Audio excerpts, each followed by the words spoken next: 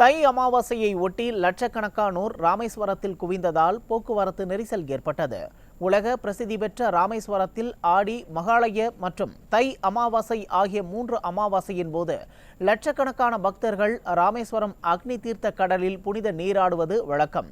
இந்த நிலையில் பல்வேறு பகுதிகளில் இருந்து வந்திருந்தவர்கள் புனித நீராடி முன்னோர்களுக்கு தர்ப்பணம் கொடுத்தனர். லட்சக்கணக்கானோர் கடற்கரையில் குவிந்ததால் கூட்ட நெரிசல் அதிக அளவில் காணப்பட்டதால் பல மணி நேரம் காத்திருந்து பக்தர்கள் சாமி தரிசனம் செய்தனர். பார்க்கிங் பகுதியில் இடம் இல்லாததால் சாலையோரத்தில் பக்தர்கள் வாகனங்களை நிறுத்தி சென்றதால் உள்ளூர் பொதுமக்கள் கடும் சிரமத்திற்கு ஆளாகினர்.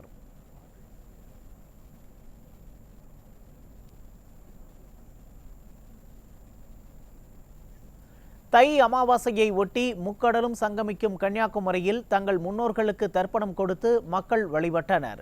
இதனைத் தொடர்ந்து பகவதி அம்மன் கோவிலில் சிறப்பு தரிசனம் மற்றும் பூஜைகளில் ஏராளமானோர் கலந்து கொண்டு சாமி தரிசனம் செய்தனர். தை அமாவாசை தினத்தை ஒட்டி திருச்செந்தூர் சுப்பிரமணிய சுவாமி கோவில் மக்கள் குவிந்தனர். கடற்கரையில் புனித நீராடிய அவர்கள் முன்னோர்களுக்கு தர்ப்பணம் கொடுத்து வழிபட்டனர். அதனைத் தொடர்ந்து கோவிலுக்கு சென்று சாமி தரிசனம் செய்தனர். தை அமாவாசையை ஒட்டி சென்னை மயிலாப்பூரில் உள்ள கபாலீஸ்வரர் திருக்கோவில் தெப்பக்குளத்தில் ஏராளமான பொதுமக்கள் தங்கள் முன்னோர்களுக்கு தர்ப்பணம் கொடுத்தனர். ஆடி அமாவாசை, மகாலய அமாவாசை, தை அமாவாசை ஆகியவை மிக விசேஷ நாள் என்பதால் பொதுமக்கள் தர்ப்பணம் கொடுத்து வழிபாடு செய்தனர்.